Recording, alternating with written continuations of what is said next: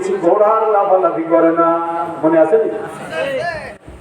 এইবার যখন কোরআন তেলাওয়াত করা আবার শুরু করে দিয়েছি, এই কথাই বলতেছিলাম আপনাদের মনে জাগতে পারে, হুজুর আমি তো কোরআন তেলাওয়াত করতে পারি না, আর আমি বলছিলাম যে আপনি কোরআন তেলাওয়াত করতে পারেন। মুশকিল, আমি বলতেছি পারি না আর হুজুর কয় পারেন। আপনি যদি বলেন যে পারি না তাহলে আপনারটা মিথ্যা হবে, আর আমি যদি বলি পারি তাহলে আমারটা সত্য হবে। তাহলে শোনেন, আনা আবি দারদা রাদিয়াল্লাহু তাআলা আনহু قال قال رسول الله صلى الله عليه وسلم, নবী বার বলেন ইয়াজিজু, নবীজি বলতেছেন কি তোমরা কি সমর্থমান, কি জন্য? আইয়া তরাফি কুল্লি লাইলাতিন সুলুসুল কোরআন, 10 পারা কোরআন তেলাওয়াত কি তোমরা প্রত্যেক রাতে করতে পারো? ক্বালু ইয়া রাসূলুল্লাহ, এবার সাহাবারা একবারকে বলতেছেন ওয়া কাইফা ইয়াকরা সুলুসুল কোরআন, হুজুর বলেন এক রাতে 10 পারা কোরআন শরীফ পড়তে পারবো কোথা থেকে? আর আমাদের ভিতরে অনেকে আছে যে কোরআনই তেলাওয়াত করতে পারি না, আপনারা যেমন ভাবতেছেন। আমার নবী ডাকতে বলেন শুনে নাও ভালো করে শুনে নাও। একবার যখন তুমি পড়বা কুল হুয়াল্লাহু আহাদ, কয়বার? এবার কুল হুয়াল্লাহ সূরা মুখস্থ নাই কার শৈশবে হাত জাগান? নাই, যারা নাই না ওটা বুঝতে অসুবিধা হতো। কুল হুয়াল্লাহ সূরা মুখস্থ আছে এরকমের লোক হাত জাগান? না না, এবার তাহলে আপনারা মিথ্যে কথা বললেন কেন? নবী বলতেছেন কি কুল হুয়াল্লাহু আহাদ সুলুসুল কোরআন। এবার কুল হুয়াল্লাহ সূরা বুখারীর হাদিস কিন্তু বলছি, তাফসীর আনোয়ার কোরআনের 6 নম্বর জেলদের 803 নম্বর পৃষ্ঠার হাদিস বলছি। এবার নবী বলেন যে একবার কুল হুয়াল্লাহ সূরা পড়লে 10 পারা কোরআন তোমার আমলনামায় উঠবে। তাহলে কোরআন তেলাওয়াত করতে পারেন না, এবার আপনাদের কথা মিথ্যে হয়েছে, আমার কথা। এর থেকে ভালো হাদিস কোথায় পাবেন? কুল হুয়াল্লাহ সূরা একবার পড়লে যদি 10 পারা কোরআনের নেকি হয়। এবার আমি আরেকটা হাদিস বলি, দেখি তাহলে একটু সামনের দিকে যাই। মনে রাখেন আমি কথাগুলো কেন বলতেছি, কারণ আমাদের ভিতরে এক শ্রেণীর ভাই কিন্তু ইয়া নবী সালাম আলাইকা নিয়ে বাড়ি পাগল। তাহলে কুল হুয়াল্লাহ সূরা নাযিল করলেন, শরীয়ত হলো আমার নবী। নবীকে শরীয়ত বানাইছেন কে? শুধু আমি তারিখটা দিয়ে রাখলাম, হিজরি সন, বাংলা সন, ইংরেজি সন। বুঝতে পারছি? 2025 হলো ইংরেজি সন। এরকমের বাংলা সন আছে 1432 না 35, আমাদের কম মনে থাকে। আরবি সন 3টে সন। তাহলে একটা হলো আরবি সন, যেই দিন আমার নবী মক্কার থেকে কাফেরদের যন্ত্রণায় হিজরত করতে গেছিল মদিনায়, ওই দিন থেকে হলো আরবি সন শুরু। ওই দিন থেকে আরবি সন শুরু। বর্তমান সন কত? 1432 হিজরি আরবি সন। তাহলে 1432 বছর আগে আমার নবী গেছে। এবার আমি বুঝাচ্ছি। এইবার এইখান থেকে নবী গেছেন, সাহাবী গেছেন, তাবেঈ গেছেন, আব্দুল কাদের জিলানী গেছেন, বুঝতে পারতেছি, মঈনুদ্দিন চিশতি গেছেন, 4 ইমাম গেছেন, আবু হানিফা গেছেন, ইমাম শাফি গেছেন, আহমদ ইবনে হাম্বল গেছেন। এরা সব চলে গেছে, কেউ মিলাদের খবর জানে না। 604 হিজরিতে মিলাদ তৈরি হয়েছে। কেন? তাহলে আমার নবী জাহাবাদের তিরোধানে 600 বছর পরে, 68 বললাম, 604 বছর মিলাদ তৈরি হয়েছে আমার নবী যাওয়ার কত বছর পরে? এইবার এই মিলাদ পাইল না বাইরে খোলেন। এবার আমরা হাদিসের ভিতরে ঢুকি। ফতোয়া জামিয়ার 99 নম্বর পৃষ্ঠার ভিতরে একখান কিনবেন আপনি, বাংলায় লিখছে, এই মিলাদ নবী সালাম আলাইকা যিনি তৈরি করলেন, ওই ব্যক্তি দাড়ি ছাঁচা একজন বাদশা, নাম তার আবু সাইদ মুজাফফর কুব্বুরি। কোন ভাই যদি বুঝতে হয়, মিলাদপন্থী ভাই আছে না আমার মতো, ইয়াসের অঙ্গ হবে না, বানলেই তবে মিলাদ না হলেই হবে না। নাউজুবিল্লাহ। এবার তাহলে আপনাদেরকে আমি একটা যুক্তি মাঝে দেই। আমার আবু বকর, আমার ওমর, আমার ওসমান, আমার আলী, এরা কি জান্নাতি না জান্নাতি না? জান্নাতি। তাহলে এরা যদি জান্নাতের সার্টিফিকেট দুনিয়ায় বসে পাইয়ে যায়, কথা বুঝবেন, তাহলে ওনাদের 600 বছর পরে যে আমল তৈরি হয়েছে, আমল করলে দেখেও নাই শোনেও নাই, তাহলে এত আমল না করিয়ে ওরা পর্যন্ত যে আমল করছে, এই আমল করিয়ে জান্নাতের টিকিট পাইছে। বুঝতে পারছি? তাহলে আবু বকর, ওমর, ওসমান, আলী যে আমল করছে, এই আমলে আপনারা খুশি না আরো বেশি করাই খুশি? ওই পর্যন্ত করিয়েই জান্নাতের টিকিট পাইছে। তাহলে বোঝা গেল যে এরপরে 600 বছর পরের যে কাজগুলো করি, আমাদের বিটির পরে গাদার মতো চিনি দিয়ে বইয়ে সময় নষ্ট করতে।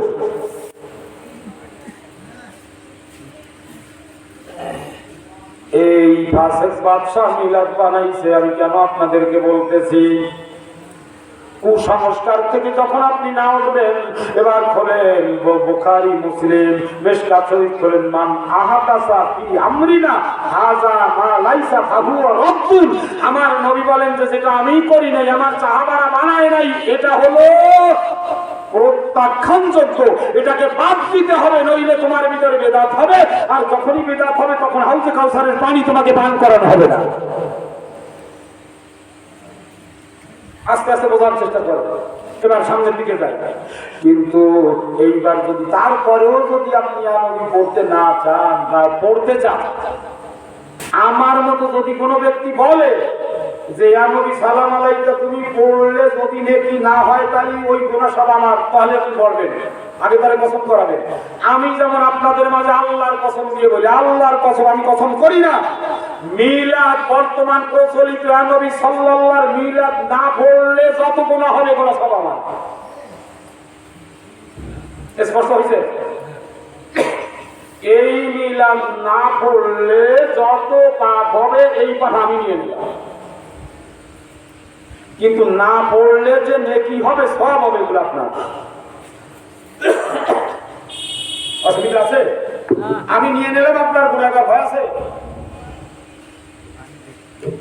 কারণ আমি যখন আপনাদের মাঝে একটা মাসালা বলি বা একটা আমল বলি, কম পক্ষে এই মিলাদের মাসালাটাই বলি 36 খান খালি খবর কেনা, 79 খান তাফসীরের কিতাব দিয়ে বলতেছি। এই জন্য আল্লাহর কসম করে বললাম, মিলাদ শরীফ না পড়লে যে গুনাহ হবে সে গুনাহ। এইবার আমি একজন আমার যুবক বা তরুণ দেখি সাহসকার আছে, আজকে আমার সাথে ওয়াদা করবা, আল্লাহ পাক রাসূল তোমাকে সুপারিশ করবে, আজকে থেকে নিয়া এ নবীর যত মিলাদ আছে, জিলাপির যত মিলাদ আছে, আরে জিলাপি খাওয়া নিষেধ না, তুই যে মিলাদ মাহফিলে বসবি ওমরাও তো নবী সালামুন আলাইকা, আমি যে কণ্ঠে পড়তাম বা যে সুর যেভাবে পড়ছি, এটা উচ্চারণ করা পড়া। আর আপনারা কোনভাবে পড়েন? সালাম আলাইকা যদি বলতে হয়, তাহলে বলতে হবে কিরকম জানেন? ইয়া নবী সালামুন, সালামুন মানে শান্তি,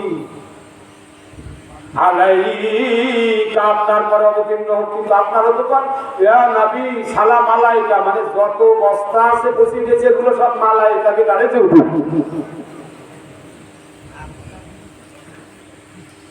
রাগ হচ্ছে না?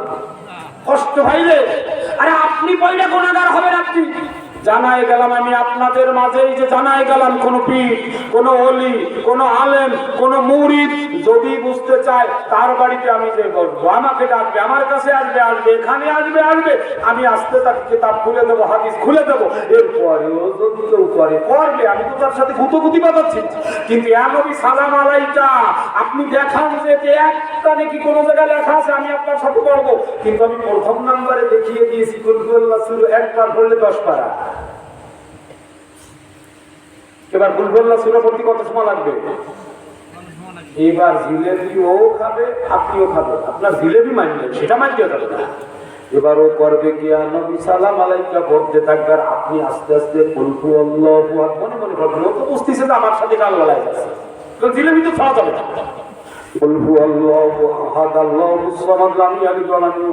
এবার আপনার আমলনামায় হল 10 পারা কোরআনের নেকি, আর ওর আমলনামায় বেদাতের গোনা হইয়া হাউজে কাউসার কাটিয়ে গেল। জিলেবি আপনিও খাইলেন 5 খান, সেও খাইলো 5 খান। এবার বলেন লাভটার, এর নাম হলো ইসলাম। আমার মসজিদে বানাসি এটা বুঝাইতে বুঝাইতে এখন পূর্ণ আমার মুসল্লিদের সামনে যাইয়া কেউ মিলাদ করলে বলে যে ভাই ভাই এখানে চলবে না। গত জুমায় মাত্র আমার মসজিদে জিলেবি পাঠাইছে, মৃত্যুবাড়ির জিলেবি। যখনই জানতে পেরেছি আমার সভাপতি আমার কানে বলতেছে আজকে দোয়া করা যাবে না হুজুর, নামাজের তো মোনাজাত করি না। আমার সভাপতি আমার চেয়ে 15 বছরের ছোট বলতেছে ভাইজান আজকে ওই যে জিলেবি আসছে কিনতে হলে আপনি কি করবেন দেখেন। মানে আমি একে শিখাইছি, এবার আমার মনে করাই দেয়। তার মানে ওই দিনকে ঘোষণা দিয়ে দিছি যে আজকে জুমার নামাজের পরে যে মোনাজাত হয় এই মোনাজাত হবে না। তার মানে ওই জিলেবিওয়ালারা বুঝতে পারে সেটা মনে হয় আমাদের দোয়া করছে। আর এই দোয়া করিয়া কালেমা ভরিয়া জিকির করিয়া লাখ কালেমা ভরিয়া অথবা কোরআনের আয়াত পড়িয়ে মৃত্যু বাড়ির খানা খাওয়া হারাম, যিনি খাওয়াবে তারও হারাম। যদি আপনারা পড়াইতে চান তাহলে এখানেই আমি পড়বো, উর্দু মূল কিতাব এখানে আমি কিতাব নিয়ে আসছি, মোবাইলের ভিতরে আছে, আমার এখানেও আছে। ভালো কইরা শুনিয়েন তাহলে বলে যায় তাফসিরে মারিফুল কোরআন মূল, যেটা পাকিস্তানের মুফতি ছবি আজম রহমাতুল্লাহ আলাইহি লিখেছেন, ওইটার প্রথম জেলদের 308 নম্বর পৃষ্ঠার ভিতরে খুলিয়া দেখবেন। এই কারণগুলো যদি জানতে চান তাহলে একটু বসেন, আমি ওই দিনকে কথা শেষ করে আসি।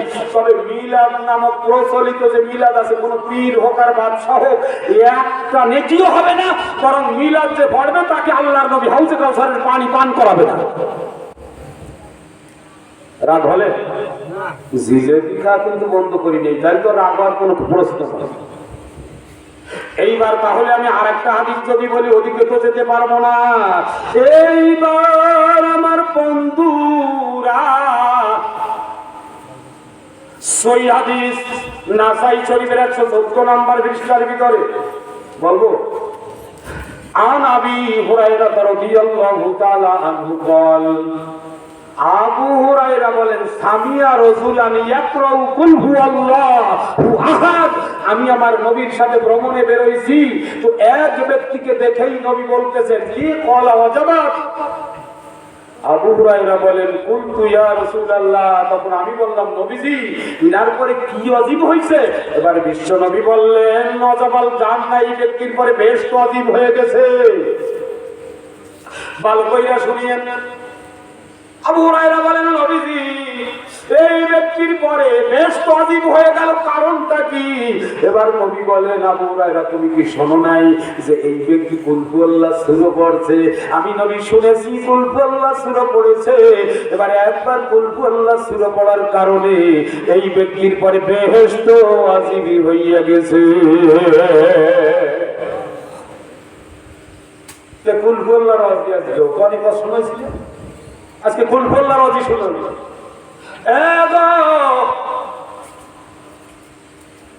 উসাইদ ইবনে হুযাইর বলেন আমি যখন কোরআন তেলাওয়াত আবার শুরু করে দিয়েছি, ঘোড়া আবার লাফান শুরু করছে, মনে আছে?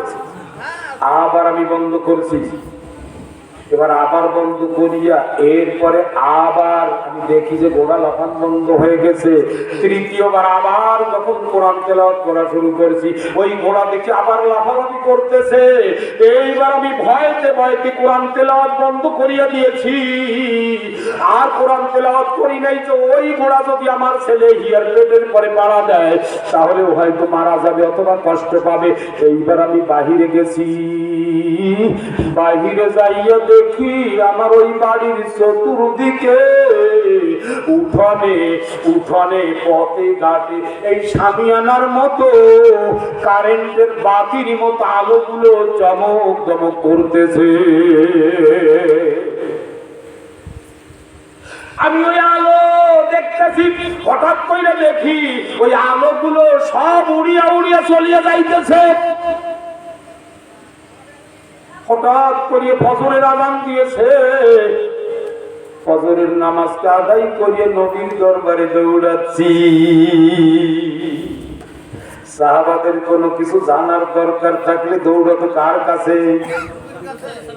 আমাদের কোন সালিশির দরকার থাকলে দৌড়ই কার কাছে? যাকে নাকি 3000 টাকা রাত্রে বুঝিয়ে দিলে উল্টো ভাবে সালিশ করে।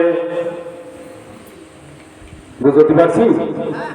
সামনে বলেন, আমল কি শুধু আমাদের মসজিদে? আমল রান্নাঘর থেকে পুরো বঙ্গভবন পর্যন্ত মনে থাকে যেন। কোথায় ভোট দেবেন কোরআনে আছে, কোথায় সমর্থন করতে হবে বুখারী শরীফের ভিতরে আছে। সময় যদি হয় পরে বলবো, না হইলে জিজ্ঞেস করে নেবেন স্পেশাল সময়।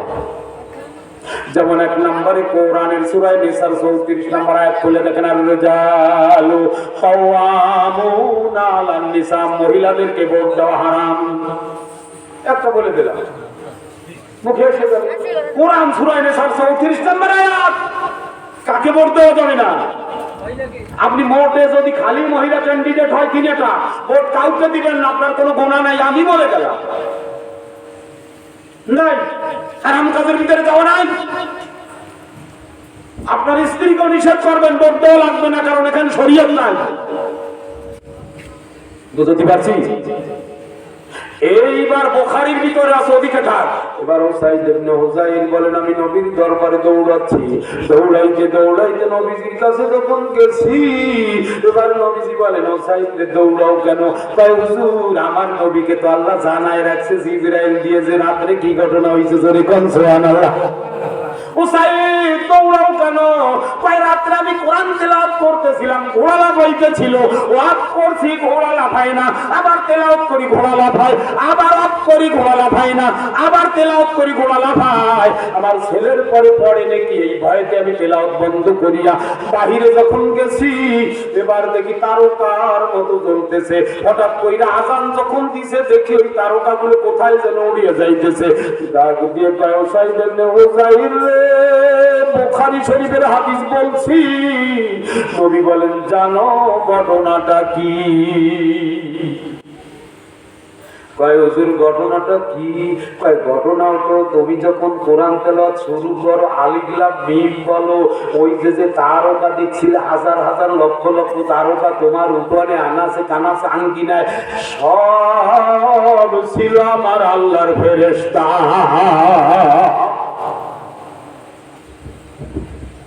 ফেরেশতারা কোরআন তেলাওয়াত শুনতে বলো ভালোবাসে। তুমি যখন কোরআন তেলাওয়াত শুরু করছো, ঘোড়া লাফাইছে কেন জানো? আনন্দে। ওই ফেরেশতাদেরকে দেখছে, মানুষ ছাড়া সবাই দেখতে পারে।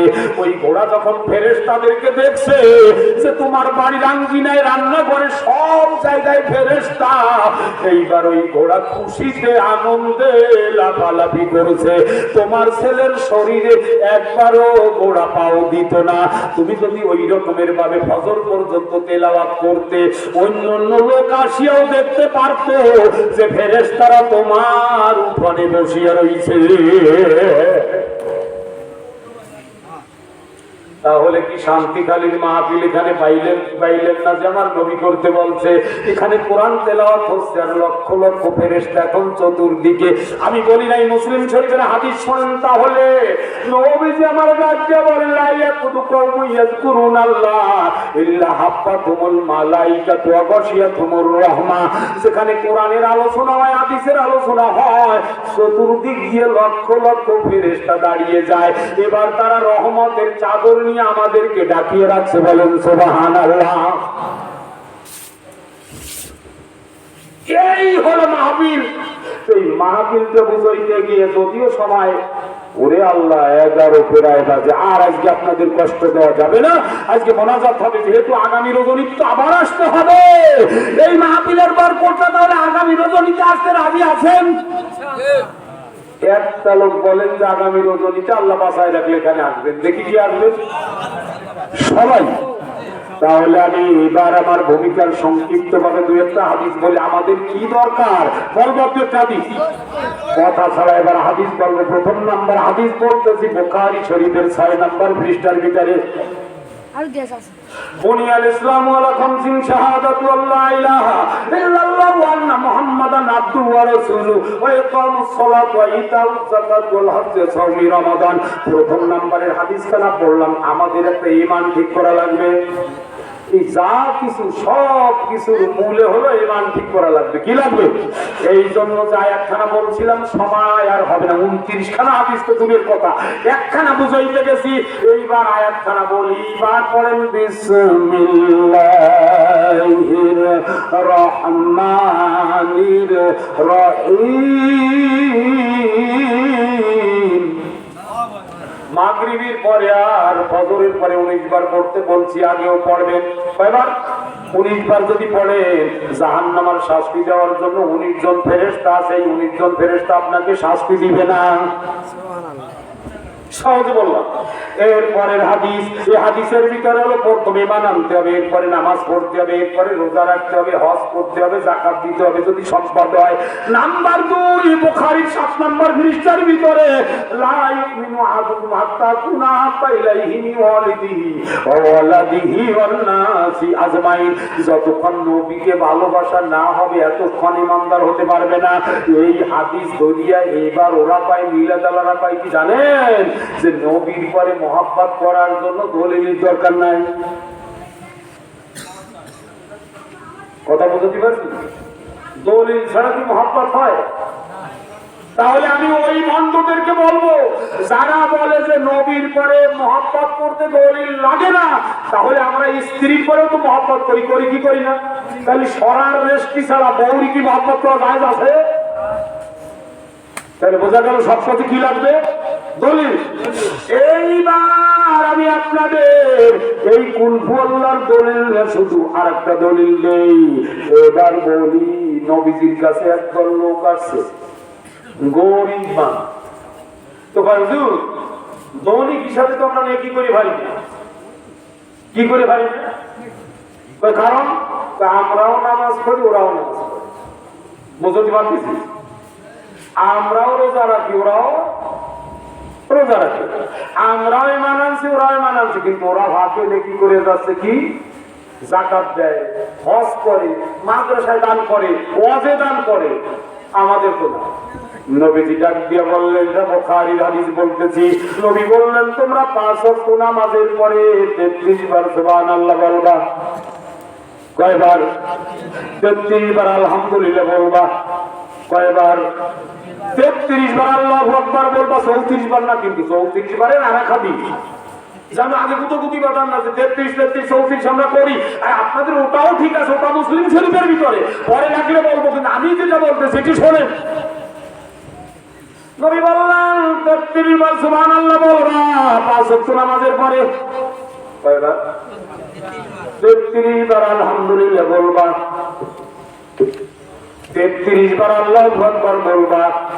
কিছুদিন পরে ওই আনসারী সাহাবীর দল আবার নবীর কাছে উপস্থিত। এবার নাসাই শরীফের ভিতরে এবার হাদিস আসছে, নবীজি কই, নবীজি কাজ সারা কই, আমরা যে 33 বার পড়া দিছি, ওই ধনীগুলো সুজা ওরাও যে পড়া দিছে। দেখছেন তাদের আগ্রহ কত ছিল? হুজুর তাদের গান সবটা সব ঠিক আছে, কিন্তু আপনি শিখাই দিয়েছেন। আচ্ছা, এ কি বসে থাকে মসজিদে যদি তসবিহ থেকে অনেক সময় বন্ধু বান্ধব কয় না তুমি কোনটা পড়ো নবীর যুগে, আমার কোনো 33 উনিও পড়া শুরু করে দিয়েছে। এইবার দৌড় দিয়ে আসছে, হুজুর কাজ সারা ওরাও 33 বার পড়া দিচ্ছে। আল্লাহর নবী ডাক দিয়ে বললেন, ও গরীব সাহাবীরা শোনো, আজকের থেকে তোমরা 5 ওয়াক্ত নামাজের পরে 33 বার সুবহানাল্লাহ বলবা, 33 বার আলহামদুলিল্লাহ বলবা, 33 বার আল্লাহু আকবার বলার পরে 10 বার বলবা লা ইলাহা ইল্লাল্লাহ। এই আমলটা দিয়েই আপনাদেরকে নিয়ে মোনাজাত করব। কষ্ট হবে? এই আমলটা কোন সময়? 5 ওয়াক্ত নামাজের পরে। এইবার বললেন যে তোমরা যদি 33 বার সুবহানাল্লাহ বলো, 33 বার আলহামদুলিল্লাহ বলো, 33 বার আল্লাহু আকবার বলার পরে 10 বার যদি লা ইলাহা ইল্লাল্লাহ বলো, তাহলে আদম আলাইহিস সালাম থেকে শুরু করে যত লোক যত আমল করছে, এখন থেকে কিয়ামত পর্যন্ত যারা যত আমল করবে, এই সব সওয়াবের থেকে বেশি সওয়াব তোমাদের আমলনামায় লিখিয়ে আল্লাহ দিবে। এইবার ধনী মেহমানরা, ধনী যে সাহাবীরা ওরা আবার এমন শুরু করছে। কি করছে? কেউ বসে থাকে এত সহজ আবার নবীর কাছে উপস্থিত। বুঝুন, ওরাও সেই 33 বার লা ইলাহা ইল্লাল্লাহ বলাতেছে। এবার নবী বলতেছেন, আর একজনের যদি সব হয় তোমার কার পূর্ণ তো কোন জায়গা, তোমার প্রতিহিংসা কারণ কি? আজকে সকালে মোটে আমার আপন ব্যক্তি একটা ছেলেকে ক্রিটিসাইজ করে ফেলেছে। আমি সে এত প্রতিহিংসা মানে ও চাকরি করে, তুই বললিও চাকরি করে না, দালালি করে। কেন এই প্রতিহিংসার কারণে আজকে মুসলমান অধঃপতনে? আপনার হিংসা থাকবে না, অহংকার থাকবে না। এবার নবীজি বললেন, যালিকা ফাদলুল্লাহি মাইয়াশা। ও সাহাবীরা, আল্লাহ পাক যার পরে রহম করবে তারপরে আল্লাহ করুণা হবে। তা তোমাদের এই যে আরো প্রশ্ন করার দরকার কি? আপনাদেরকে আমি বুঝাইতেছি, শেষে একটা আমল দিলাম 33 সুবহানাল্লাহ আলহামদুলিল্লাহ আল্লাহু আকবার পড়ার পরে 10 বার হবে লা ইলাহা ইল্লাল্লাহ, লা ইলাহা ইল্লাল্লাহ। মনে থাকবে, আর বলার সময় নাই। 11 যেহেতু আজকে আগামী রাত্রে আবার আসবেন, এই জন্য 11 বেজে গেছে, আজকে থাকুক। আল্লাহ তাবারক ওয়া তাআলা আমাদের তৌফিক দান করুক। আর একটা আমল দেওয়া দরকার ছিল সহজে, তবে আমি বুঝাইয়া বলতে চাইছিলাম, সেটা হলো মিলাদের মতো শবে বরাত, শবে কদর, শবে মেরাজের রাত্রে যে নামাজগুলো পড়েন মসজিদে যাইয়া, এভাবে আমল হবে না।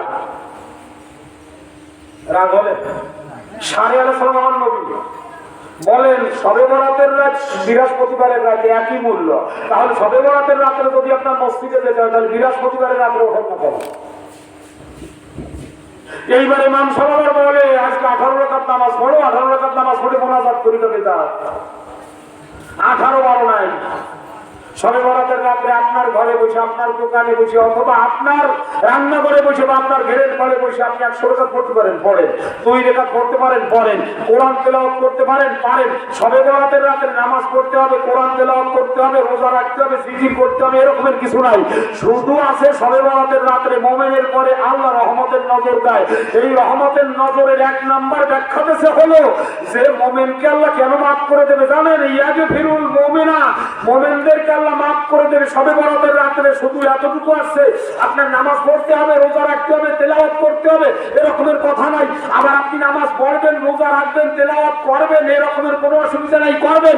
কিন্তু মাপ নাই যে আজকে গোসল করে শবে বরাতের রাতে গোসল করলে 1 ফোঁটা পানিতে 700 রাকাত কবুলিয়ত নামাজের নেকি হবে না। এই কথায় জাল হাদিস, মিথ্যে কথা যদি কেউ বিশ্বাস করে তাহলে তার 17,000 বছর জাহান্নামে পোড়া লাগবে।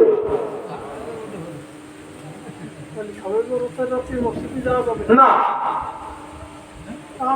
মসজিদে যাওয়ার 3টা তরিকা তাহলে আমি বলে যাই। রাগ হবেন না, আপনার আমল করতে ইচ্ছে হলে করবেন, না করলে না করবেন। কোরআন আর হাদিসের যত গঙ্গা লাগে তাহলে একখান কিতাবের নাম বলে যাই। আবু দাউদ শরীফ, তিরমিজি শরীফ, মিশকাত শরীফ সহ ফতোয়ায়ে জামিয়ার প্রথম খণ্ডের 471 নম্বর পৃষ্ঠার থেকে 8 পৃষ্ঠা ব্যাপী দেখবেন কোরআন আর হাদিস। শুধু তাই নয়, আহসানুল ফতোয়ার প্রথম খণ্ডের 371 নম্বর পৃষ্ঠা খুলে দেখবেন শবে বরাতের রাত্রের নামাজ যদি মসজিদে পড়তে হয়, এই নামাজ আমার নবী পড়ে নাই, তাহলে আমার সময় দিতে হবে 2-4 মিনিট, 10 মিনিট বলবো। এইবার এটা কিন্তু আপনার রেকর্ড হচ্ছে, এটা সারা বিশ্বে ছড়িয়ে যাবে। আমার এই ওয়াজ সারা বিশ্বে ছড়িয়ে যাবে। সারা বিশ্বের উলামায়ে কেরামের কাছে আমার একটা দাবি রইল, সারা বিশ্বের ইমামদের কাছে আমার চ্যালেঞ্জ রইল, মিষ্টি চ্যালেঞ্জ। সারা বিশ্বের মুয়াজ্জিনের সাথে, সারা বিশ্বের আলেমদের সাথে, আলেমরা গবেষণা করে না, হাদিস ঠিক মতো পড়ে না।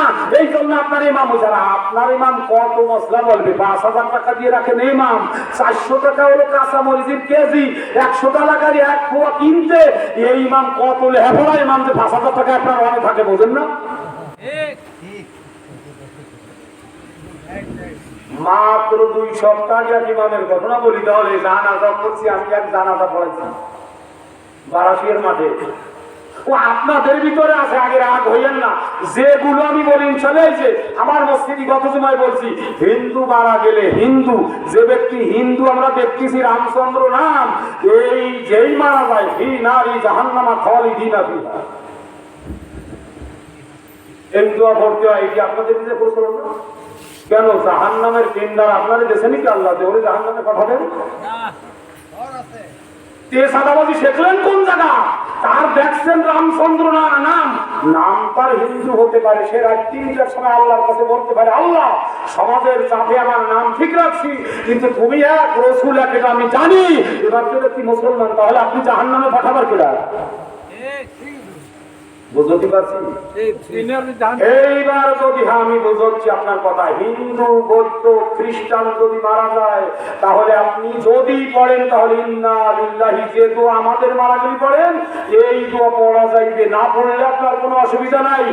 এবার যারা, আমিও আগে শুনলাম যে এবার হিন্দু বৌদ্ধ খ্রিস্টান মরলে ফি নারী জাহান্নামা খালিদিনা ফিহা, এ হলো কোরআনে সূরা বাইয়িনার একখানা আয়াত, আর আপনি ওরে জাহান্নামে পাঠায় দিচ্ছেন। জাহান্নামার মালিক বা এই জাহান্নামার ভেতরে আল্লাহ আপনার কবে দেব? এবার মহিলা যদি মারা যায়, তাহলে আবার আপনাদের আর একটা আছে, আপনাদের নাই আলেমদেরও আছে। আলেমরা আগের আগ হইয়ে না, আমার কাছে কিতাবের খ্রিস্টানীয় মহিলা মারা গেলে মাইকি প্রচার করা যাবে তার জানাজার জন্য। সামরা শুনলিও কবেন যে পাইলকে ভরা লাগে, গবেষণা করতে হয়। হিন্দু মারা গেলে ইন্না লিল্লাহ কেন পড়বেন? তাহলে শুনে রাখেন, শোনেন তাহলে পড়া লাগবে কেন? ইন্না সূরা বাকারার 43 নম্বর আয়াত, ইন্না লিল্লাহি ওয়া ইন্না ইলাইহি রাজিউন। এই দোয়া তো আপনার জন্য করলেন, তা আপনার অসুবিধা করবে না। হিন্দু মারা গেছে, এই দোয়াটা বিপদের দোয়া, কিসের দোয়া? এবার আপনি বড় বিপদগামী হয়ে গেছেন, ওই বেচারা যখন মারা গেছে আমিও তো মর।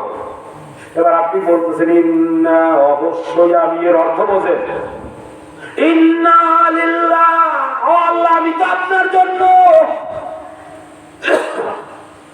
হিন্দু বৌদ্ধ খ্রিস্টান নাসারার জন্য দোয়া করা যাবে না, হলো ভালো দোয়া, আল্লাহ তারে মাফ করে দাও, কারণ সে তো ইমানদার না। হিন্দু যদি সালাম দেয়, তাহলে সালামের উত্তর ওই সহজভাবে দেওয়া যাবে না, ঘুরে দিতে হবে।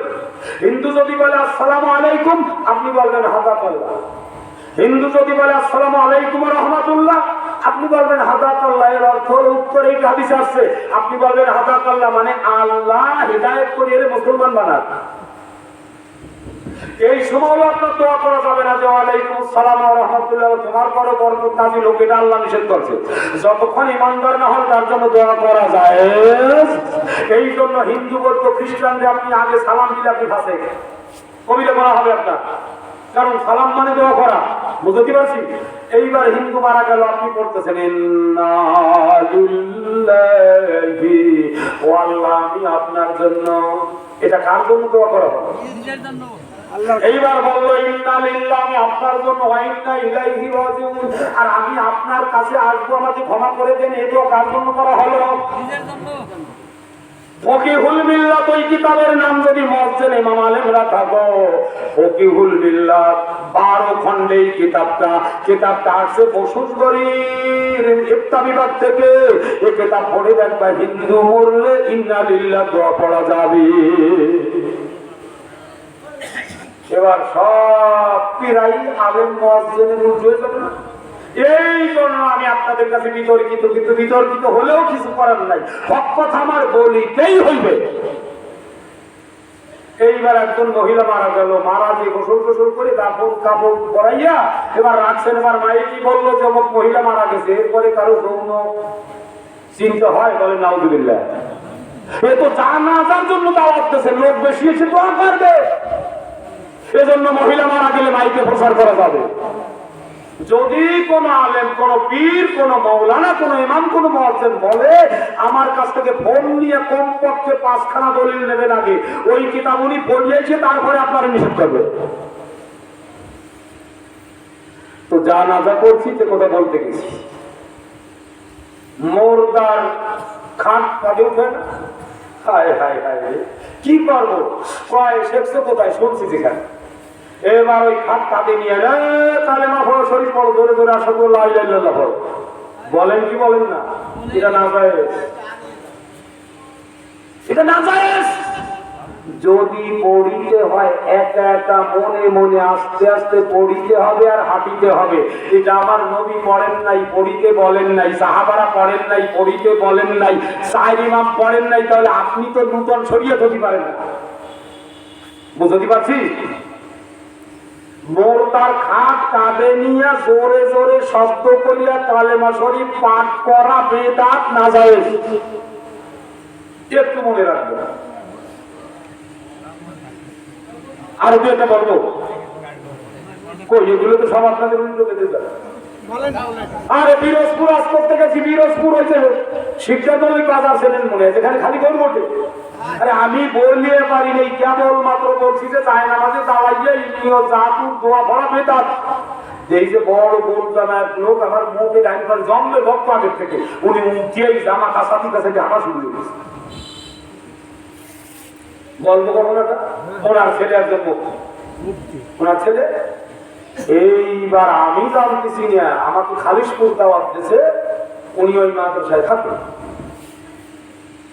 ওয়াজ করে নামছি, এইবার আমার বাবার ডিস্টার্ব বলতে, শুধু আপনাকে আমি কেন খালিশপুর আনছি, আমার আব্বাজান আপনার ওয়াজের থেকে অমুক তারিখ উঠে গেছে।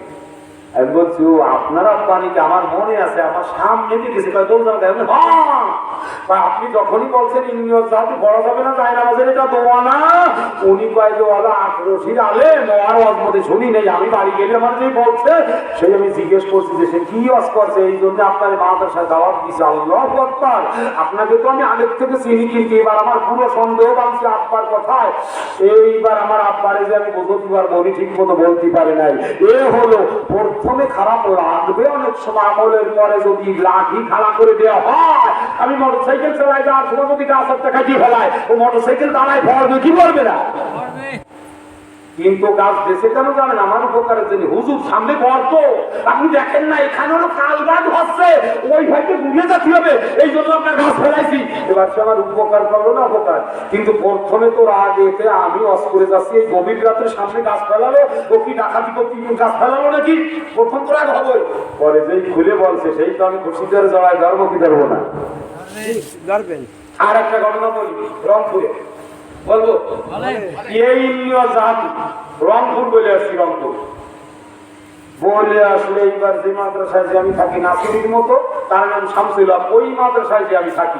আরে আপনাদের ওয়াজ কোরআন কাহিনী অনেক শুনেছি না, শোনেন, এগুলো শোনেন। এইবার ওই এলাকার লোক আমি ওয়াজ করে যখন চলে আসছি, মোহতামিম সাহেবকে এসে ধরছে, হ্যাঁ আপনি কোন দক্ষিণবঙ্গের থেকে এই রকমের হাজার হাজার টাকা দিয়া বক টানছেন আর সেখানে আমল কমায় রেখে গেছে, কিন্তু ও আবার আমাদের লাইনে করা। তো আমি বুঝতেছি পরের তারিখ যখন ওয়াজ করতে গেছি, এইবার আপনাদের মতো বুড়ো মানুষ আছে, জওয়ান আছে, যুবক আছে, মোসাফা করে, মোসাফার সাথে বলে হুজুর আমার মাফ করে দেন, আমি অন্যায় করে ফেলেছি। কি ব্যাপার? আমি বলি আপনারা আমার এত ভালো জানেন, এত ভালোবাসেন, এত খাওয়ান, এই মাদ্রাসা আমার থাকা খাওয়ার পুরো ফ্রি জায়গা, এলাকায় ওয়াজ করে বেড়াই, তা আপনারা ক্ষমা চান। এইবার মহতাম সাহেব বলতেছে, নাসির মতো রকমের প্রিয় ভারী ভারী বলি, তাহলে আমি বলতেছি ঘটনা একটু মোসাফাটা সারেন আর সবাই বলেন যে মাফ করে দেন, আমি বলতেছি আপনারা। আমি বললাম শামসুল হক, আমি জানলাম না শুনলাম না, আমি কি মাফ করবো? তারপরও বলেন যে আমি মাফ করে দিলাম। এবার বলতেছে আপনি জাদু করতে নিষেধ করে গেছেন, এত সারা জীবন চলতেছে, চলার পরে আইসে তো গা লাগালি আপনার ঝাড়া করা করছে এই মাছার মাঠে বসে, কিন্তু আমি একা ঠেকাতে পারি নাই, বুঝইও পারি না। এইবার আমি ওনাদেরকে নিয়ে মাঠের ভিতরে মিটিং মিলাইয়া গহরডাঙ্গা ফোন দিচ্ছি। গহরডাঙ্গা কিন্তু বাংলাদেশের সারা জায়গা ছিল। তো বর্তমান প্রধানমন্ত্রী সাহেব হলো নুরুল ইসলাম সাহেব, ওনার কাছেই ফোন দিয়েছে। ভাই ফোন দিয়া আমি লাউড স্পিকার দিয়ে ওই যে মোবাইলে জোরে আওয়াজ হয় এইটা মাঠে দিছি। এবার প্রথম বলে ভাইজান আমার বলছে, ভাই আপনার নাম বলছি, তো আপনার নাম বললে উনি চেনছে কি চেনে না? চেনে মানে উনি তো বিশাল, আমার সঙ্গে বিশাল সম্পর্ক, আমি যেটা বুঝি না সেটা ওনাকে ফোন দিই। এখনো কি এখনো কয়েকদিন আগেও ফোন দিয়েছি আপনাদেরকে এগুলো জানাইলে আজকে অনেক সময় কেটে যাবে। মাঝে এই ব্যাংক সম্পর্কে একটা ফোন দিছি ওনাকে, মাঝে এড়ে গরু আপনারা দেন না পালকি বিক্রি করে তুমি অর্ধেক আমি অর্ধেক এই সম্পর্কে এক ফোন দি ফেরাই আমি কনফার্ম হই ওনারে আবার ফোন দিবে যাবে। যাই হোক, এইবার উনি বলতেছে ওনাকে ফোন দিছে এবং বর্তমান যিনি নাকি বাইতুল মুকাররমের খতিব মুফতি আব্দুল মালিক সাহেব আমার বরকাতুম, এই দুইজনেই ফোন দিয়েছে। দুজনের কথা একসাথে আপনাদের বর্ণনা করি। এবার আমরা মোবাইলে বলতেছে যে কোন মায়ের ছেলে আপনাদের ওখানে যে বলে আসছে যে জাদু যায় নামাজে পড়া যাবে না, এটা তো যুগ যুগ ধরে চলছে, তো আমাদেরকে তো আল্লাহ তৌফিক দেন নাই, আমাদেরকে তো আপনারা বিভিন্ন জায়গায় দাওয়াত দেন না, আমরা তো ওভাবে অস করতে পারি না, নইলে এই কর্তব্যটা আমাদের যাওয়ার দরকার ছিল দাওয়াত। তো যে ছেলেটা দাওয়াত দিয়েছে তার জন্য দোয়া করি যে ও যেন এরকমের বেদাতি দাওয়াত আরো বেশি বেশি করে দিতে পারে। হুজুর ওইটা মোবাইলে শোনার পরে এই জন্য আপনার এই যে গালিগালাজ করছে এখন আপনার কাছে ক্ষমা চাচ্ছি।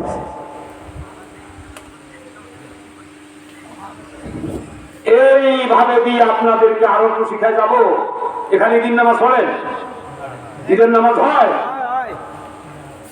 ঈদের ময়দানে যদি মোনাজাত করেন তাহলে সালাম ফিরবার পরে মোনাজাত হবে, খুতবার পরে মোনাজাত নাই। সহজে মনে থাকবে, খুতবা পড়ার পরে কোনো মোনাজাত নাই। সালামের পরেও নবী সাহাবীরে করে নাই, কিন্তু ফোকায়ে কেরাম অনুমতি রাখছে। আমি বড় নরম মানুষ, এই জন্য আমিও অনুমতি দিলাম। তবে যদি সালামের পরেও না করে পারা যায় এটা আসল সুন্নাত। অর্থাৎ ঈদের নামাজে কোনো মোনাজাত নাই। যদি করে ইমাম সাহেব তাহলে করতে পারে, এতটুকু লাগছে ফতোয়া জামিয়া আহসানুল ফতোয়া যে 5 ওয়াক্ত নামাজের পরে যেহেতু আমরা মোনাজাত মুস্তাহাব মনে করে করি, সেই হিসেবে ওটাও তো নামাজ পড়ছি, ওই নামাজ ধরে করলে করতে পারে। কিন্তু যদি জোর করে করে তাহলে গুনাহ হবে। আর বলবো এইবার জানাজা পড়াইয়ে খাটলা ধরতে যাই নিষেধ করছি।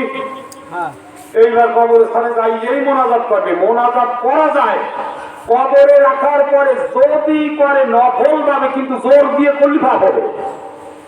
যেখানে বলবেন জোর দেবে যে এই যে বোকারে রাখছি এখন দোয়া করতে হবে, সেখানে করবেন না। কিন্তু যেখানে জোর না দেবে এখানে নফল পাবে, ডাকাডাকি দরকার নাই, যে কয়জন থাকে এই কয়জন নিয়ে করা যাবে। এইবারে কি বলবো, দুঃখের কথা, সে ইমামের ঘটনা বলতেছি, ওই দূরে বসে বলতেছে যে তাহলে এখানে মোনাজাত করা যাবে না। সে ইমাম, তাহলে এই জুতো ফায়দা, এই জুতো কি কোরআনে আছে? জুতো তো অলরেডি হাদিসের ভিতরে। আমার নবী কেমন ভাবে জুতো পাইতেছে, তার ভিডিও ছিল নাকি, জুতো কতটুকু কি রকমের এও আছে। কিন্তু ওই যে 5,000 3,000 খাইতে ইমাম রাখলি, ওই দিকে অতদূর হাতায় পায় যে ওই জুতোর ভিডিও কি, ওই জুতো নবী পাইতেছে নাকি, ও তো ওই যতটুকু শেখছে ইয়া নবী সালাম আলাইকা, ওই কইয়া আপনারে কোন রকমের গোল বেঁচে দিয়েছে, ওই ইমামতি করে খেয়ে যাচ্ছে। ও আর বেদাত বা কি বলবে, আর ওই কি বলবে, কারণ ও কয়দিন মাদ্রাসায় পড়ছে, এক পারা মুখস্থ পড়ছিল, এখন কোরআনের সুরো কয়টা পড়তে পারে। আপনিও দেখছেন যে আমার 3,000 খাই ইমাম চলে যাচ্ছে, আর বেশি দিতে যাবো কেন? কিন্তু মশলা মাসাইল সহসেরটা কিচ্ছু জানে না। তাহলে আজকে মোটে মাগরিবির ঘটনা বলতেছি, একজন হাফেজ মানুষ আমার মসজিদে আসছে আজকে মাগরিবি। ও আবার একদিক দিয়ে আমার জামাই ভাই, কি রকমের, আমার ভাই শালীর মেয়ে জামাই না, নামাজ পড়াতে গেছি। আস্তাগফির, আমার মুসল্লিরা নামাজে ভরা, আমি আপনাদের দিকে রওনা দেবো, আমার দ্বারে ঢুকছে, ঢুকে বলতেছে যে কি হল, আমি সব বসতে পারছি।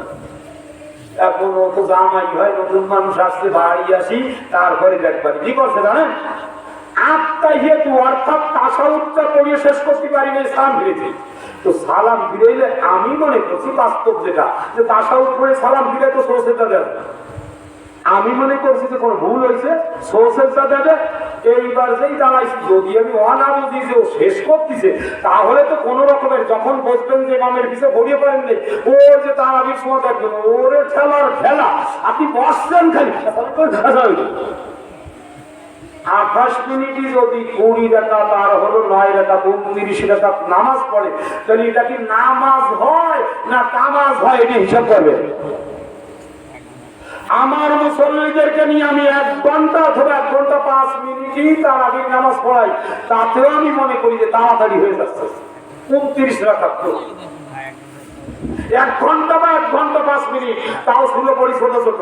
এইবার তাশাহুদ করে সালাম ফিরেছে, দ্বিতীয়বার সালাম ফিরেছে। যদি আমি বসতাম যে না এর ইমামতি করতে দিছি, আরে গতদিন আর এক ঘটনা হয়েছে, সে হলো আমার বাইরে আপন জামাই, সে আরো হাফেজ মৌলানা, তারে দিয়ে পরে রক্ত আসলে বলছি আপা ধীরে ভর্তি পারবা, তাহলে ইমামতি করতে পারবা, না আমার মসজিদ ইমামতি নাই। স্পষ্ট মুসল্লিকে বিচার বলছি যে আমি কিন্তু কম পড়া মানুষ, অত ভরিয়ে পারি না তোমাদের সাথে। তুমি যা পড়লা, আমি আত্মাহিয়াতু পড়ে দুরুদির 1 বাক্য জানতে পারি নাই, তোমার সালাম ফিরেন হয়ে গেছে। এইবার হ্যাঁ আপনার ঠিক আছে, ইমামতি ঠিক আছে, ভালো কথা। শেষদায় আমি সুবহান রাব্বিয়াল আলা 9 বার বলতেছি, তারপরও সময় শেষ হয় না। এইবার শেষ বই থেকে যাই, আবার তাই হয়েছে, দুরুদ পড়ে পারিনি, সালাম ফিরে ফেলেছে। মানে আগের যে অভ্যাস তারা এসে না, ও হিসাব করি পারে।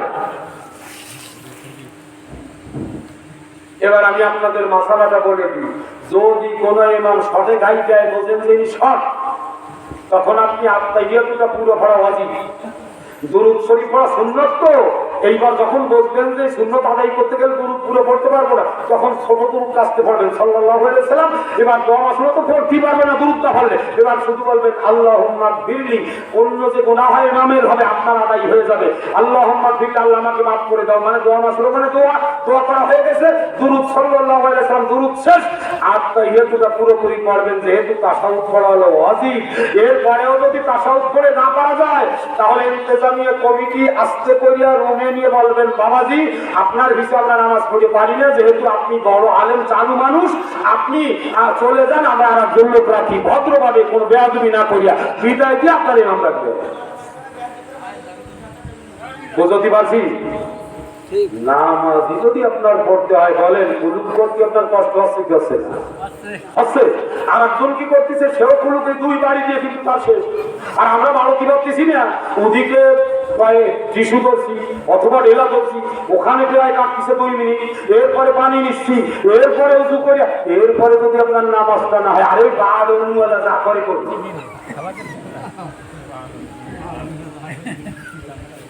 কি বলেন, রাগ হলেন? বালুদল আছে কিনা? আর এক গুরুবি ভাই, আবার মুসলমান ভাইয়া, তারা তো দুধ ডাল খায়, কুলুক করে মানে লজ্জার কাছে জোরে বলে নাউজুবিল্লাহ। তারা কি করবে, পানি দিয়ে দেবে। ওনার এত বড় লাইন পাকা যে পেশাবের পরে 1 ফোঁটা ওনার পড়ে না। বলে এ আর এক কাহিনী, নাইশো খালি যে বাচ্চি এই পেশাবের কুলুক করতে চাইয়া, যখনই আমাকে বলছে যে এখানে দাঁড়ায় দাঁড়ায় কি করলেন হুজুর, তখনই আমি বলছি যে এই তো আলাদা ছিল। আমি তখনই বুঝে ফেলেছি আলাদা ছিল। আমি কাউকে কটাক্ষ করি তো মুরব্বী ক্লাসের আমি বলতেছি কি, আমি কাকাজি আপনি গুলুক করলেন, ভাইলেন কোথায়? তো আমি সংক্ষেপে বললাম, আপনার নামাজ পড়বো কাকা, আমি তো অজ করতে যাচ্ছি। তো এই বদনাটা আমি পুরো খালি করি, এরকম ভুট করছি, বোঝার চেষ্টা করি। আমি যে কাকা আপনি দেখেন, বদনার পানি যখন পড়া শেষ হয়ে গেছে, এবার বলতেছি যে বদনায় কি আর পানি আছে ভাই? না। এবার আমি সিট করে ফের ভুট করছি, দেখেন যে পড়েনি কি ফোটা, আমি সেবার ফোটা পড়ছে। তা আপনারটা যদি বদনার থেকেও মারাত্মক হয়, আপনি কুলুক করেন, আমি কি শীতল মাঝে এসে পয়সিতে কুলুক করেন, আমি করবো, আপনার ওই দেখার দরকার নেই। ও কেওয়াজ কেওয়াজ কেওয়াজ, মানে কেয়াস বলবে, তা তো ভালো করে বলতে হবে কেওয়াজ। এই হলো আমাদের মুসলমান ভাই অবস্থা। আমি আমার কিছু কিনলাম টাকা দিয়ে, 30 টাকা দিয়ে একটা কিছু কিনলেন, আপনি দাঁড়াই আপনার সময় নষ্ট করছেন, ওনার কোনো ক্ষতি আছে? আছে নাকি? এইবার উনি কুলুক করলো না, উনি মোটে 2 জাকা দিয়ে লঙ্গিটি মাহায় নিয়ে গেল, ওনার বউ যাইয়ে সাবান দেবে অথবা সোটা দেবে, আমার কোনো ক্ষতি আছে? তুমি যাকো কি, আমি কিছু করি, তোমার অসুবিধা করবে না, আমার অসুবিধা নাই, তোমারও। আল্লাহ তাবারক ওয়া তাআলা 29টা হাদিস বলছিলাম, একটা হাদিস বলছি, আপনারা দোয়া করেন, এভাবে ইনশাআল্লাহ কোরআন আর হাদিসের কথা বলতে পারি। আর আপনারা শুধু কোরআন আর হাদিস শুনবেন, মাথা দিয়ে নেবেন। এবার কি পুরো জিনিসটা বুঝছেন? সামনে সবে বরাত আসছে, আসতেছে আসতেছে, ঈশান নামাজটা যখন জামাতে পড়ায় দেবে, আপনি সুন্নাত পড়িয়া বেতের পড়িয়া অলরেডি ঘরে চলে আসবেন। যদি সবে বরাতের রাত্রে ইমাম বলে 18 রাকাত নামাজের পরে দোয়া হবে, এটা গোনা হবে। বলে গেলাম আমি 3টে সূরাতে সবে বরাত সবে কদরের নামাজ আদায় করা যাবে। শোনেন তাহলে 3টে সূরা বলবো কি? বলবো। 1 নাম্বার সূরত হলো যে উনি মসজিদ থেকে বাহির হইয়া এবার বাড়ি গেছে, হাঁটতে হাঁটতে মসজিদের সামনে আসছে, চিন্তা করতেছে এইখানে আসলামই যখন, তাই 2 রাকাত নামাজ পড়ে যায়, 4 রাকাত নামাজ পড়ে যায়, কেউই বলা কয় নাই, এইবার ওযু করে মসজিদি নামাজ পড়তে পারবে, কিন্তু নেকি কম হবে, নেকি কম হবে, কারণ নফল নামাজ ঘরে পড়তে হবে। খালি নফল না, আরো যদি আমি বলি 5 ওয়াক্তের সুন্নত ঘরে পড়া সুন্নত, কিন্তু অনেক সময় ঘরে যে অনেকে পড়ে না, তাই মসজিদই পড়তে বলা হয়। বোঝার চেষ্টা করেন। এই জন্য ওই সৌদি থেকে একদল লোক আমাদের আসল নীলির হাদিসের লোক যাই আলাদা হয়ে আসে, 3 বছর হয়ে আছে, এবার আসে আমাদের 1 মিনিট হাদিস ছিল, কিন্তু আমরা আলাদা হাদিস হয়ে গেছে। কি দেখিয়া কয় মক্কার লোকে সুন্নত নামাজ পড়ে না, আরে সুন্নত যেটা ঘর দিয়ে ভরি আছে তুই বলতেছিস, তারা সুন্নত করে রাগ হচ্ছে। এইবার সবে বরাতে সবে কদরে 1 নাম্বার সূরত গেল, যদি একা একা আসিয়ে নামাজ আদায় করেন, ওই রাত্রে কোনো গোসল নাই, না যায়। ও মহিলারা ভালো কইরা শুনিও, সবে কদর আর সবে বরাতে যদি গোসল করা হয়, আমি নিজে পড়েছি 12 চাঁদের ফজিলত, নাম দিয়েছে ওই বইখানের, ওইটার ভিতরে লেখছে, মহিলারা বলবে না কততে, কারণ ওরা তো হাদিস কোরআন পড়ে না, ওকে পাঠায় দেন তালিম দিতে আরেক গ্রামে, এটাও তো না যায়, পাইছেন কোথায় যে তার নিজের গ্রাম দিয়ে আরেক গ্রামে যে তালিম দেবে। মহিলারা 1 গ্রাম থেকে আরেক গ্রামে যাইয়ে তালিম দিতে পারবে না, এটা জায়েজ নাই। যতগুলো ফতোয়া লাগে উনি কাকে নিয়ে বসবে? মহিলা হলো কি করবে জানেন? তালিম দেওয়া হলো ওই মহিলার জন্য নাজায়েজ, আর স্বামী রে খালি তেলের শিশিরে একটু একবারে বলবে,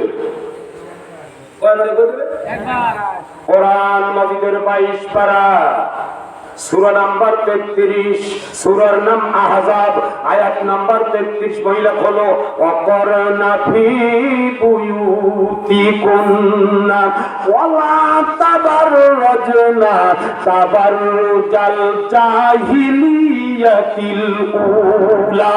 এবার তুমি যদি 1 গ্রাম থেকে আরেক গ্রামে তালিম দিতে যাও, তাহলে আইয়ামে জাহিলিয়ার যে মূর্খ মহিলারা ছিল তাদের সাথে আল্লাহ কইছে তুমিও সেই মূর্খ। তুমি স্বামীর একটু মাথাটা হাসড়াইয়া দেবা, একবার মাত্র স্বামীর মাথাটা খালি হাসড়াইয়া দেবা, হাতে একটু তেল নিয়ে স্বামীর মাথায় দিয়ে দেবা, স্বামী যখন শুইবে তখন স্বামীর পায়ে একটু তেল বসিয়ে দেবা।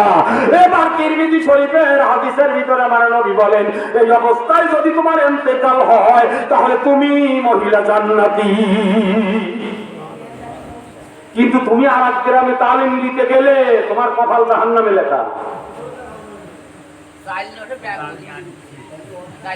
ঠিক আছে, লাভ যে জন্য গেছে সেটা হয়েছে, এটা আপনি কইছেন আসল কথাটা। ওটা যদি হয় তাই হোক, 10 কেজি চাউল আনলো সে খাবে, আমার কোনো ক্ষতি আছে? আর চাউলির আশায় যদি আপনি চান তাই যাইয়ে, তাতে তো অসুবিধা নেই। কিন্তু তারপরেও যদি স্বামী বেচারা বেজার হয় তো ওই চালি তোমার জাহান্নামে নেবে। এইবার আমি অধিকার যাব না, যে কথাটা বলতেছিলাম সবে কদর সবে বরাত 1 সূরত 1 নাম্বার সূরত বলছি। 2 নাম্বার সূরত ইমাম সাহেব বলে যে আজকে 12 রাকাত 18 রাকাত নামাজের পরে মোনাজাত করব, এটা নাজায়েজ, 1 নাম্বার নাজায়েজ। 2 নাম্বারে হলো এবার জামাতে যে নফল নামাজ পড়ে, কয় জামাতে নামাজ পড়লে কি হয়, ঘুম আসে না, বাড়ি যাইয়ে নামাজ পড়লে পোতা পুতনিরে কানতে খুশু খুশু হয় না, ইখলাস হয় না, এটা নবীজি কয় এটা হলো শয়তানের দোকান। শয়তান ধোঁকা দিয়ে সুন্নতের থেকে আপনার বিগড়ায় ফেলাছে। কেন? নবী বলেন যে সবে কদর আর সবে বরাতে আমি নামাজ পড়ছি আমার রুমের ভিতরে বসে, আমার রুম আর মসজিদে নববী মাত্র খালি একটা দৈর্ঘ্য, বুঝতে পারছি? নবী বলেন শুনে নাও আব্দুল্লাহ, আমি কেন ঘরে নামাজ পড়ি? এবার তুমি বলো সবে কদর আর সবে বরাতে কোন জায়গায় পড়বা? এটা হলো সামাইলে তিরমিজির হাদিস বলছি। শুধু তাই নয়, আমি 2টা হাদিস সংক্ষেপে বলি। ইমাম মালিক রাহিমাহুল্লাহ তাআলা বলেন, যদি কোনো ব্যক্তি মসজিদে নববীতে 1 রাকাত নামাজ পড়ে 5 কোটি রাকাত নামাজের নেকি তার আমলনামায় আল্লাহ লিখে দাও। জয় কোটি। এবার বাইতুল্লাহ শরীফ তো দেখছেন, এখন তো টিভির সামনে বেড়াই মুসল্লি, বাইতুল্লাহ শরীফে যদি 1 রাকাত নামাজ পড়া হয় তাহলে 10 কোটি রাকাত নামাজের নেকি লেখা হয়। আল্লাহর নবী বলেন ওই বাইতুল্লাহ শরীফ আর ওই মসজিদে নববীতে 10 কোটি রাকাত নামাজের নেকি হওয়া সত্ত্বেও যদি কোনো ব্যক্তি নফল নামাজ বাইতুল্লাহে না পড়িয়া মসজিদে নববীতে না পড়িয়া নিজের ঘরে নিজের দোকানে পড়ে তাহলে ওই 10 কোটির থেকে আল্লাহ বেশি নেকি লিখে দেয়। এবার আপনি কোন জায়গা পড়বেন আপনার ব্যাপার। সংক্ষেপে ভাবে বুঝাই গেলাম, সামনে যেদিন আসবো অন্য জায়গাও আপনাদের আসি তখন পুরোটা বুঝতে চাইবেন। মোট কথা আমি আপনাদেরকে বলতে গেলে এভাবে আপনারা রাগ হয়ে যাবেন যে হুজুর আমাদের কত নিষেধ করবে। নিষেধ না, আমার নবী করে নাই তারাবি নামাজ শেষ হয় এবার বৈষ্ণবী দুরূদ পড়া শুরু করে নাকি? এটা না যায়। সবাই মিলে আমার নবী পড়ে নাই, সাহাবারা পড়ে নাই, তবে এইটা পড়ে নাই। যদি পড়তে হয় আপনি একা একা পড়ে একা মোনাজাত করে আসবেন। এবার ইমাম সাহেব আপনার নিয়ে শুরু করে দেয় সাল্লাল্লাহু আলা মুহাম্মদ। আপনার দিকে ঘুম এসে গেছে কারণ আপনি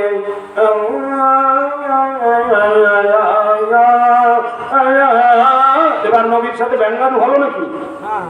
যদি আপনার ইবাদত করতে হয় সুস্থ মস্তিষ্কে আল্লাহুম্মা সাল্লি আলা, এবার তারাবির পরে যে মোনাজাত হয় আপনি ঘুমেতে এদিক ওদিক কাজ হয়ে গেছেন, ওদিক খতম তারাবি না হলে যাওয়া যাবে না।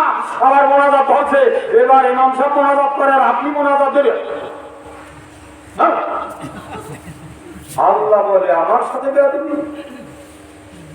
আপনি মনে করেন শীতলমারি হাসপাতালে আমি যাচ্ছি, আমার শাশুড়ি বিশাল অসুস্থ, কিন্তু ওই অসুস্থের বেগমের ফালায় পড়িয়া এবার মারে উনি বলে রওনা দিতে পারে বাড়িতে আমি খুশি দমে যাই। এবার চলে আসি, মা সারাক্ষণ চিন্তা করবে কি করে যে আমার এই ছেলে এত ভালো ব্যবহার করে আজ গিয়ে করলো ইয়া করলো। এইবার আপনি যদি না বলতেন, মোটে না বলতেন, এই দেখে দেখে যাইয়ে বুঝাই বলতেন যে আম্মাজি ওই আপনার বিয়ে অসুস্থ হয়েছিল মা, সেই জন্য আমি বলতে পারি নাই, আমি সেই জন্য একটু গেছিলাম, এবার মা খুশি হবে না যাবে। কিন্তু আপনি বলছেন ও না আমি খুশি করে মারবেন বাবুজি এই রকমের হয়ে গেল আমার ছেলে। আল্লাহর কাছে হাত তাকালেন আল্লাহুম্মা আমিন বিরহমাতিকা আরহামার রাহিমিন। আল্লাহ পাইছে এই বেয়াদবটা কিছু বলা নাই শোনা নাই, এই জন্য যে সময় বলতে পারবেন না ধীর স্থির গতিতে ওই টাইমে কোনো মোনাজাত নামাজের পরে নাই। আর যে টাইমে ইমাম সাহেব ভালো করে শুনে রাখো, সুন্দর করে এবার বলতে পারো আলহামদুলিল্লাহি রাব্বিল আলামিন আর রহমানির রহিম। আল্লাহ গো আমাকে আপনি ক্ষমা করে দেন, আমার মুসল্লিদেরকে ক্ষমা করে দেন, কিন্তু কিছু বলা নাই কোয়া নাই প্রশংসা নাই। আল্লাহুম্মা আমিন বিরহমাতিকা আরহামার রাহিমিন। এবার বললো কি সময় বললো আল্লাহ সব ব্যঙ্গ করা হয়েছে, বুঝতে পারছি?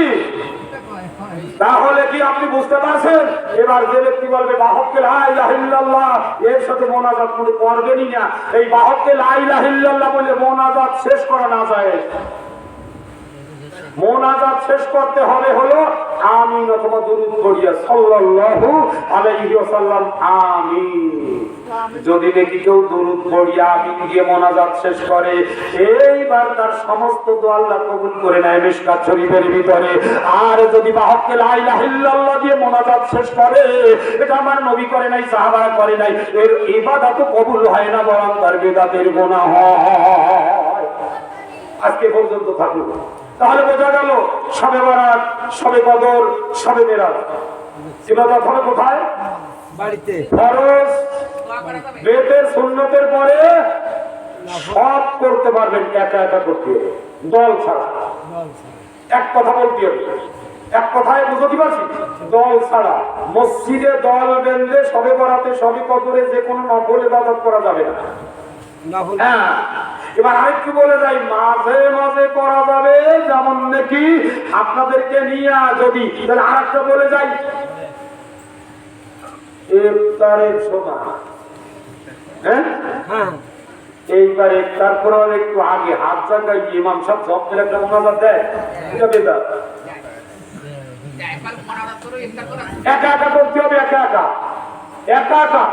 হ্যাঁ 7 দিন 8 দিন 15 দিন পরে একদিন সবাই নিয়ে করতে পারবে। তার নিয়ত থাকবে তালিমের নিয়ত, যে আমি যেভাবে বলবো আল্লাহর কাছে মুসল্লিও সেইভাবে বলতে পারবে। এই তালিমের নিয়ে 8 দিন 10 দিন 15 দিন পরে ইফতারের পূর্বক্ষণে একদিন মোনাজাত করতে পারবে। এবার আরেকটা কথা বাংলায় দিয়ে দেয়, ওই যে আমার ইমাম সাহেব বলছে যে ইফতারের পূর্বক্ষণে দোয়া কবুল হয়। ও মেয়া, এই দোয়া কবুল হয় যদি নিজের ঘরে বসে করা হয়, তখন ছেলে মেয়ে স্ত্রী নিয়ে করতে হয়। নবী এইটা করতে বলছে। আর মসজিদেও কবুল হয়, একা একা করতে হবে, সবাই মিলে না। ইফতারের সময় দোয়া করা যাবে না? যাবে, একা একা করবে, একা আপনি করবেন, জানলাম না চোখ বেঁধে যাবেন। হ্যাঁ আরে করে সুদ আমাকে আমরা খাই না, তো সেদিন সুদ হালাল হয়ে যাবে? বলেন সুদ খায় কি খায় না? খায়। নামাজ পড়ে নাই, যদি নামাজ না পড়া জায়েজ হয়ে যাবে? তাহলে আপনি তো বলেন কেন যে একজন করে করুন, সে করলে কি সেটা জায়েজ হয়ে যাবে? আমার নবী যেটা না করছে, যেটা না বলছে, সেটা পশ্চিমকাল কিয়ামত পর্যন্ত জায়েজ হবে। এবার আমি মোটামুটি যতটুকু পারছি, গোসা হবেন না, আমার জন্য দোয়া করবেন, আপনাদের নিয়েও দোয়া করে যাই। আসলে কোন ইমাম রে ধরবেন না, ধরবেন না কেন?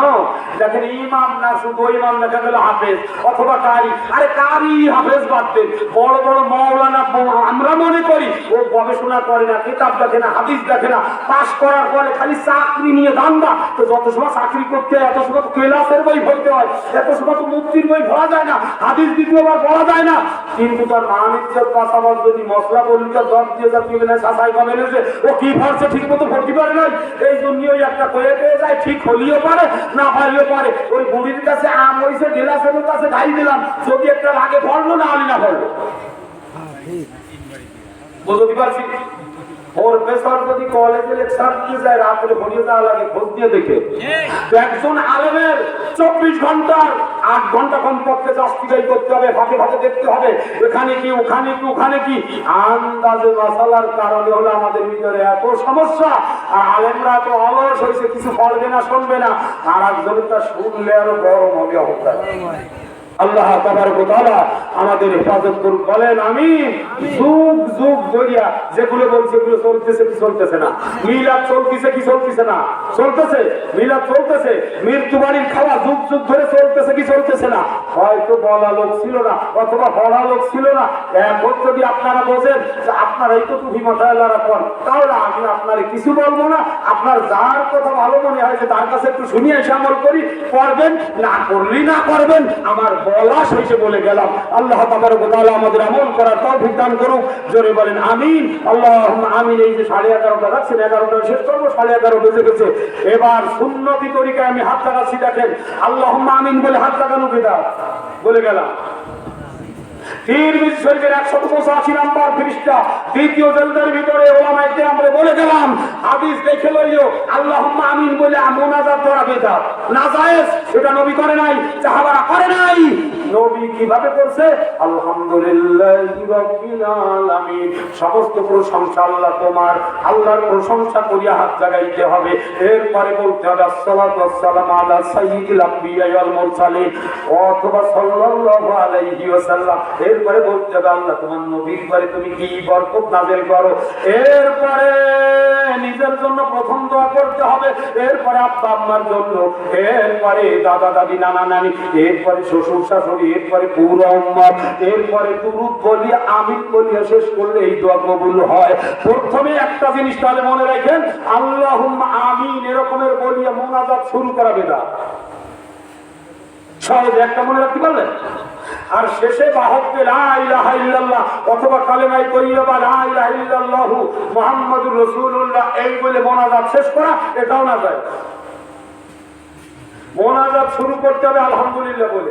যদি মনে না রাখতে পারেন, আপনাদেরকে আমি একটু পড়াচ্ছি কেন, যদি মনে রাখতে পারি নাকি, যদি কোনটা না রাখতে পারেন তাহলে সুবহানাল্লাহ, আলহামদুলিল্লাহ, আল্লাহু আকবার, লা ইলাহা ইল্লাল্লাহ বলে শুরু করতে। সুবহানাল্লাহ, এটা হাত লাগাইছেন না? সুবহানাল্লাহ, আলহামদুলিল্লাহ, আল্লাহু আকবার, লা ইলাহা ইল্লাল্লাহ। এইবার বলবেন সাল্লাল্লাহু আলাইহি ওয়াসাল্লাম, সুন্নাত আদায় হয়ে গেল। কারণ কি? সুবহানাল্লাহ বললেন আল্লাহ পবিত্র, মানে আল্লাহর প্রশংসা করতে হবে প্রথম। মোটামুটি বুঝতে পারলাম। মনে না থাকলে ফোন দিয়া আমার কাছ থেকে শুনে নেবেন অথবা একজন আলেমের কাছে শুনে নেবেন। কারণ কি আমন গান বলতে না গিয়ে ওই গানের ভিতরে ঝরা যত বেশি হয় ধান তত কম হয়। ঝরা বেশি হলে কি হবে? এই জন্যই বেদাত নাজায়েজ মাকরুহ যতদিন পরিষ্কার না হবে এতদিন আপনার এই ইবাদতে তত বরকত হবে। একটা ট্রেনিং সামনে আল্লাহ চাইলে আপনাদেরকে দেবো। চাই নামাজে দাঁড়ান থেকে নিয়ে সালাম পর্যন্ত এখানেও ছিল, কিন্তু অন্যদিন চলে গেছি। আলহামদুলিল্লাহ, হাত জাগান এবার সকলে, মার মনেরা জাগান। আলহামদুলিল্লাহ রাব্বিল আলামিন আর রহমানির রহিম মালিক ইয়াউমিদ্দিন আসসালাতু ওয়াসসালামু আলা সাইয়্যিদিল আম্বিয়া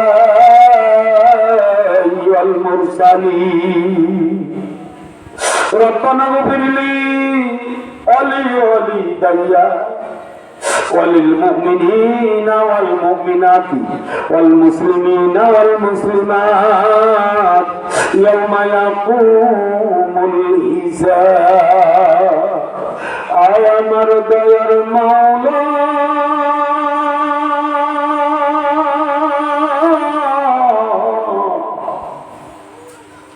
আপনার শাহী দরবারে হাত জাগিয়েছি। আমরা যারা হাত জাগিয়েছি আল্লাহ জিন্দেগানির সব গুনাহ থেকে তওবা করলাম, সব গুনাহ থেকে তওবা করলাম।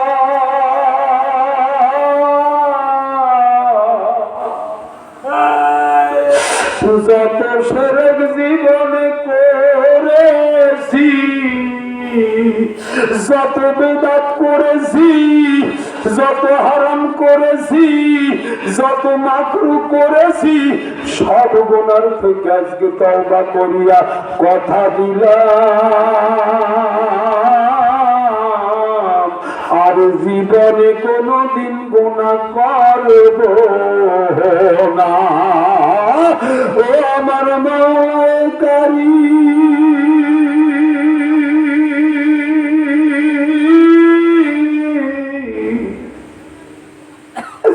আমরা তো গুনাহ করব, গুনাহ করা তো আমাদের অভ্যাস, কিন্তু আমরা জানি ক্ষমা করা তোমার আখলাক। আমরা গুনাহ করছি, তুমি আমাদেরকে ক্ষমা করে দাও, আমাদের সকলকে মাফ করিয়ে দাও, আমাদের আব্বা আম্মাকে মাফ করে দাও, আমাদের দাদা দাদিদেরকে মাফ করে দাও। এর পরে ও মাবুদ, এই শান্তিখালির জমিনের নিচে যত মোরতা মুসলমান শুয়ে রয়েছে সকলকে মাফ করার পাশাপাশি বাংলাদেশের যত মুমিন মুসলমান ক্ষমা করে দাও। বাংলাদেশের পাশাপাশি সারা দুনিয়ায় যত মুসলমান নর নারী চলিয়া গেছে ওদের সকলকে তুমি ক্ষমা কইরা দাও। আজকের মাহফিলকে তুমি কবুল কইরা দাও। আমার ভাই জি ওই যে হাফেজ নাসির,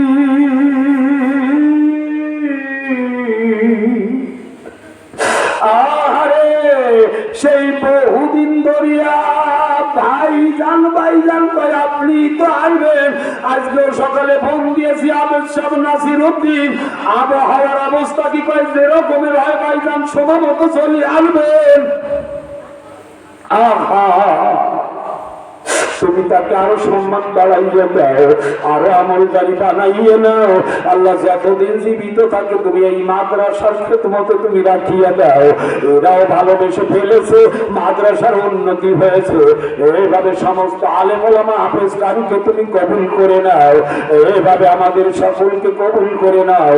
পর্দার অন্তরালে আমার মার বোনেরা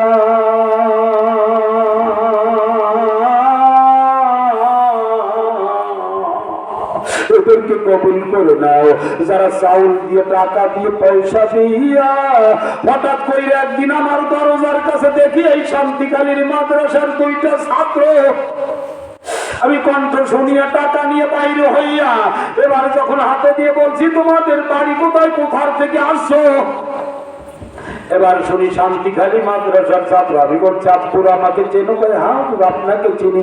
আমি বলছি তাহলে বেড়াও বসিয়ে খাওয়া দাওয়া করিয়ে যাও। কয় না খাইব না, আমার ওই পর্যন্ত এরা যায়, এদেরকে কবুল করে নাও, এদেরকে বড় বড় আলেম বানাইয়ে নাও। এভাবে যত আলেম বলেলেন সবাইকে আলেম বানাইয়ে নাও, যত আলেম আছে সকলকে আমলকারী বানাইয়ে নাও, আমাকে আমলকারী বানাইয়ে দাও।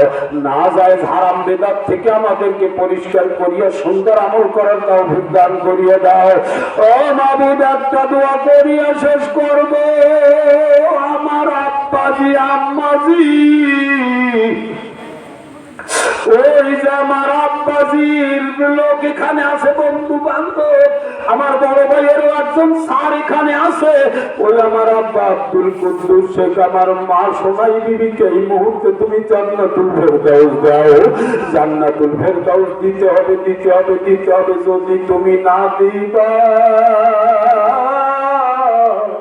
আমাকে কেন গহরডাঙ্গা মাদ্রাসায় নিয়েছিলা?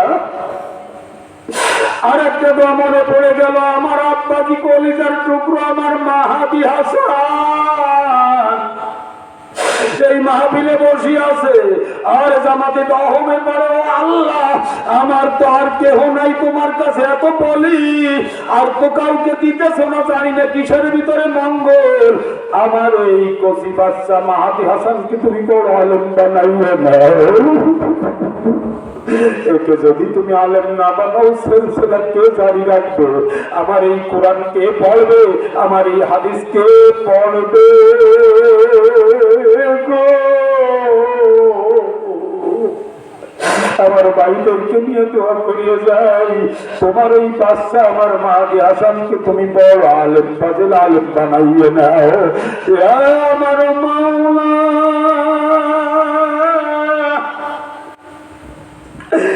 আমার ওসিয়াতে লিখিয়ে ঘরে আটকাইয়ে রাখছি, ওইখানে লিখিয়ে দিয়েছি আমার মাহাদি হাসানের 15 বছর বয়স পুড়িয়ে গেলে আমার জানাজাও করবে। ও আল্লাহ, কালকের আগের রাত্রেই তো জানাজা কেমন মুখস্থ আছে, আমাকে আবার পড়িয়া শোনাইছে। আমি দাঁড়াইয়া বলছি আব্বাজি জানাজা পড়াইয়া দেখাও।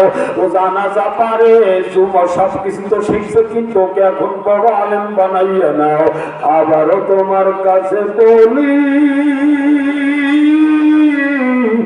যত আলেম বলেলেন এই মাদ্রাসায় আছে, হাফেজ বানাইয়া বড় মুফাসসির মাওলানা মুফতি আমলকারী বানাইয়া না।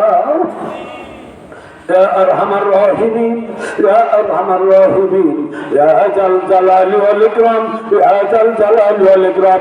আগামী রজনীর তাফসীর মাহফিল খানে আল্লাহ কবুল করে নাও। আমার মনিরুজ্জামান বাহারি নাম দেখলাম, ভাইকে ঠিক মতো আসার তৌফিক দিয়ে দাও। আমার ভাইকে কিছুদিন আগে আমরা নাজিরপুর ছিলাম, উনি ঠিক মতো আসিয়েছেন, আমার ভাইদেরকে আল্লাহ কোরআন শুনাইতে পারে তৌফিক দিয়ে দাও। সাল্লাল্লাহু তাআলা আলাইহি ওয়া আলিহি ওয়াসাল্লাম। আমিন আমিন সুম্মা আমিন। আসসালামু আলাইকুম ওয়া রাহমাতুল্লাহ।